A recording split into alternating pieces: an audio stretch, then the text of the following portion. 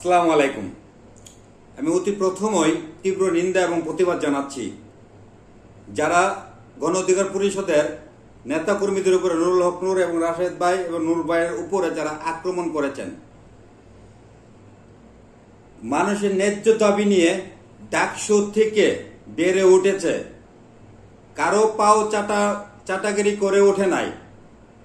নুরুল হক নূর মানুষের অধিকার নিয়ে, মানুষের বাস্তব কথা নিয়ে বেড়ে উঠেছে।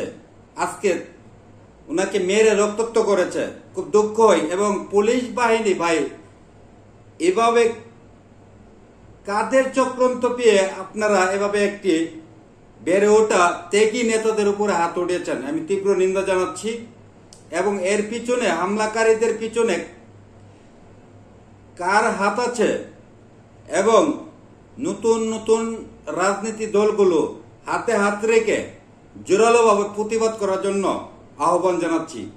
কেননা আজকে এত বড় একটি দলের নুরুল হক নূরকে এভাবে রক্তাক্ত করেছে। আগামী দিন হামলাকারীরা আপনার উপরে এবং আপনার দলের উপরে হাত উঠাবে না, যে এটা কতটুকু বিশ্বাস।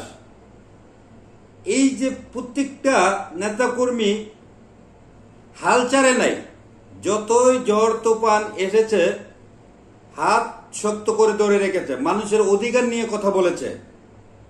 যারা এই ধরনের আক্রমণ এবং হামলা করেছে তাদেরকে আইনের আওতায় আনার জন্য আমি সরকার মহোদয়কে বিনীতভাবে অনুরোধ করছি। এবং সকল রাজনীতি দল এবং তরুণ রাজনীতি নেতাকর্মীরা যারা আছেন তারা হাতে হাত রেখে শক্ত প্রতিবাদের দাবি জানাচ্ছি।